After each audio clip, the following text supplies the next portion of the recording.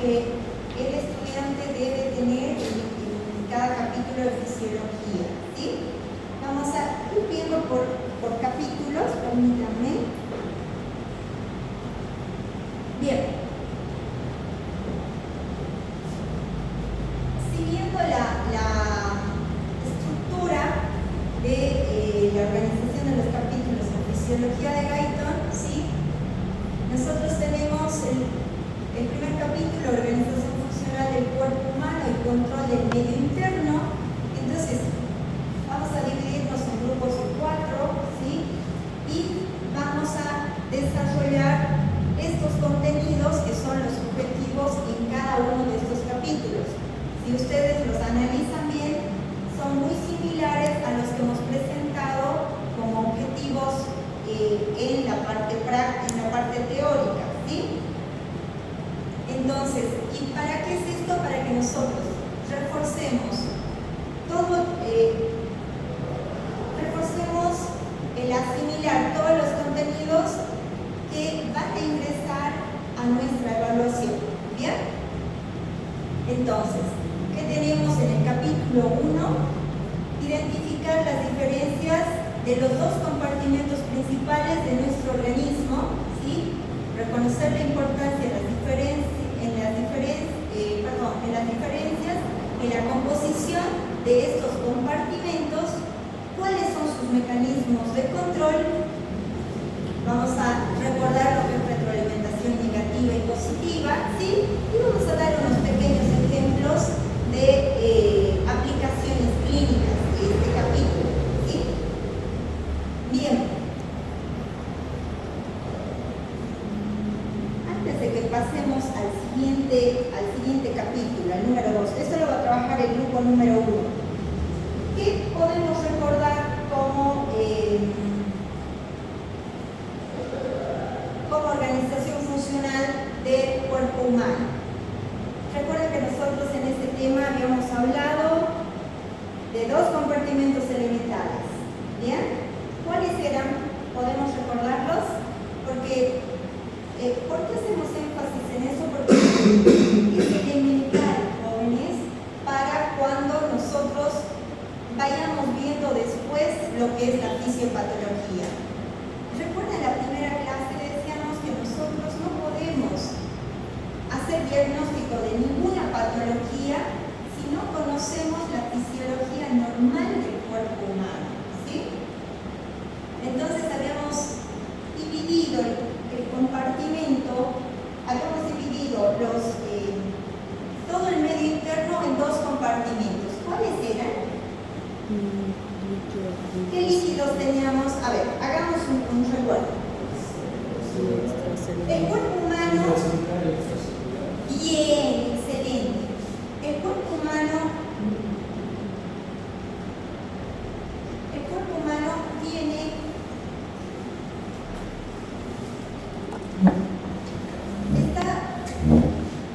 está constituido por un 50 a 70%, ¿sí? ¿De qué? De líquidos, ¿no? De líquidos, en otras palabras, de agua, ¿no es cierto?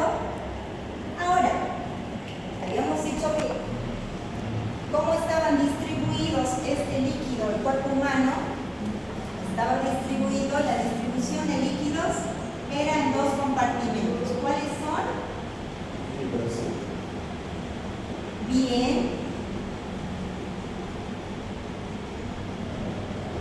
Entonces, son dos compartimentos. ¿Cuáles son?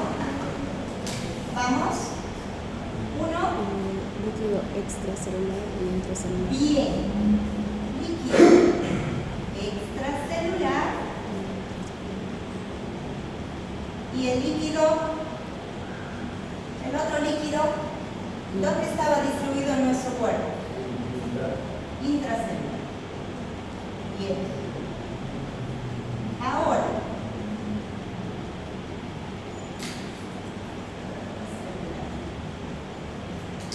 Ahora, ¿ustedes recuerdan el líquido extracelular? ¿En qué proporción se encontraba y el líquido intracelular dentro de la de agua, ¿la recuerdan? Decíamos que el líquido extracelular representaba 1/3 del agua, de esta agua que estamos viendo. Adelante, buenas tardes. Tranquilo, no hay ningún problema. Buenas tardes. Y el líquido intracelular, ¿recuerdan que hablábamos que la mayor cantidad del agua corporal está dentro de las células? ¿Cuánto de líquido extracelular de estas proporciones se encontraba dentro de las células? Recuerdan que era la mayor cantidad, ¿verdad? 2/3. Bien. 2/3 del agua corporal se encuentra contenida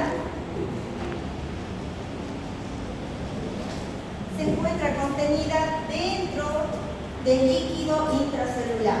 ¿Y qué conformaba el líquido extracelular? Ojo, ¿por qué estamos recapitulando eso? Porque es importante que lo veamos. Si ustedes ven ahí, el grupo 1 va a hacer una breve revisión de todo esto, pero ¿por qué es importante que nosotros lo recordemos? Porque resulta que todo lo que está contenido, tanto en el líquido extracelular como en el intracelular, representa lo que es el medio interno de nuestro organismo. Y es lo que hace que todas las células funcionen de manera óptima, ¿sí? Es lo que hace que todo ser vivo pueda cumplir todas las funciones elementales para su supervivencia. ¿Bien? Entonces, el líquido extracelular, que representa 1/3 del agua corporal, y el líquido extracelular, que representa 2/3, lo tenemos fijado. Ahora, el líquido extracelular, ¿dónde se encontraba? Fuera de la célula. Bien, fuera de las células, pero en dos compartimentos sobre todo. ¿Cuáles eran?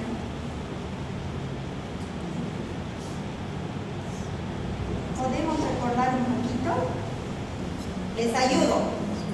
El líquido extracelular es ese líquido que baña a todas las células y que les proporciona nutrición, ¿sí?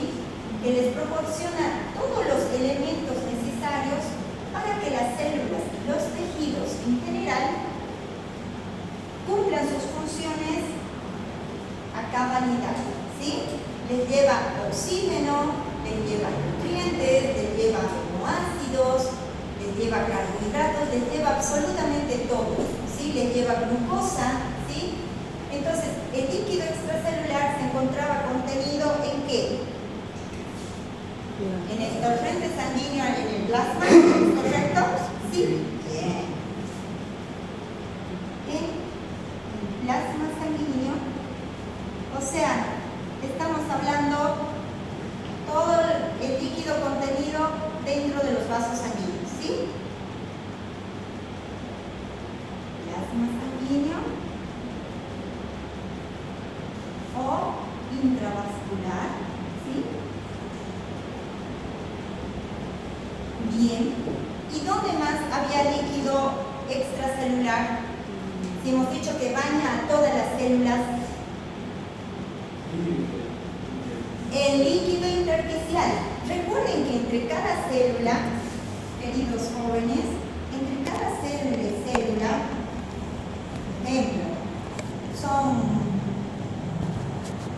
por decirles, las células del sistema nervioso, ¿sí? Entre cada célula y célula hay líquido fluyendo, porque si no, ¿qué le va a llevar los nutrientes? ¿Qué le va a llevar la glucosa, los aminoácidos, ¿sí? Y toda la carga iónica para mantener todo el sistema de homeostasis.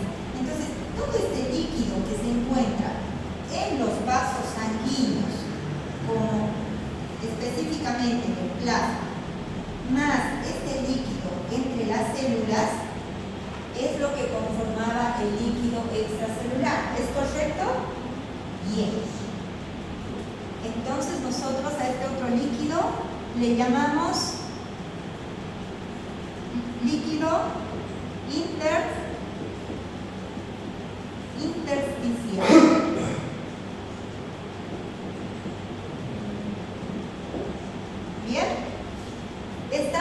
ahí con lo que es la distribución del líquido extracelular en nuestro organismo? ¿Sí? ¿Sí? Bien. El líquido intracelular, por supuesto, se encuentra dentro de las células, que es la mayor cantidad de líquido, ¿sí? Representa 2/3 del agua corporal.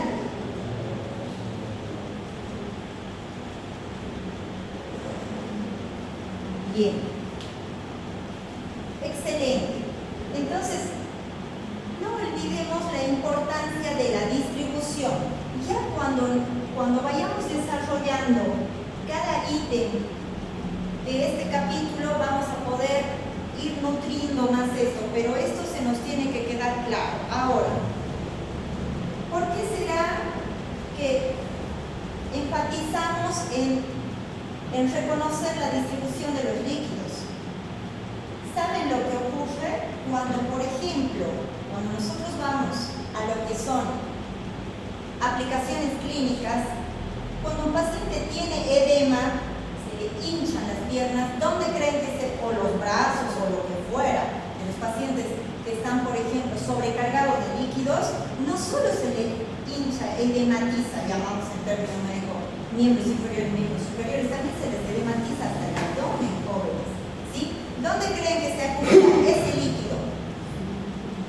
Porque por eso es que tenemos que aprender lo normal, si no, no podemos interpretar ninguna patología. ¿Dónde creen que se acumula ese líquido en exceso en nuestro organismo cuando tenemos un proceso de un edema, por ejemplo? ¿Será a nivel de los vasos sanguíneos? ¿Será a nivel intracelular? ¿O será a nivel intersticial? ¿Dónde creen? Por supuesto no tienen que saberlo, pero hagamos un ejercicio, ¿sí? Y por eso es que nos replicamos una y otra vez la importancia de la distribución de los líquidos. ¿Dónde creen, queridos jóvenes? Si el paciente está totalmente edematizado, ¿sí? Miembros inferiores, aunque sea por otra causa. Pero ¿dónde creen que se está? ¿Dónde ustedes imaginan, con todo lo que ya han leído hasta ahora, que se acumula este líquido para que se presente el edema? ¿Alguien se le ocurre alguna idea?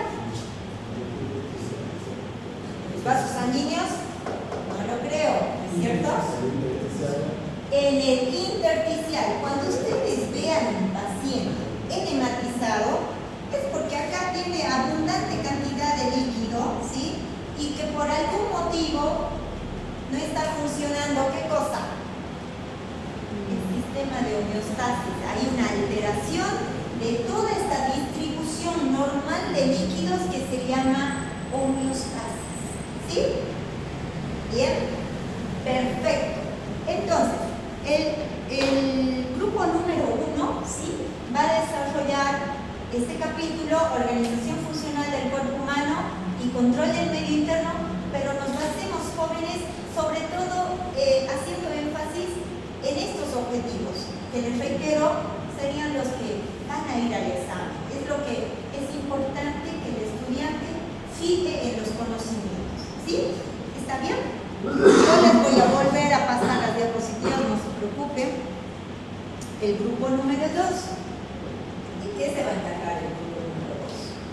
El grupo número 2 va a ver lo que es, ¿qué cosa? La célula y sus funciones. ¿Qué específicamente, jóvenes?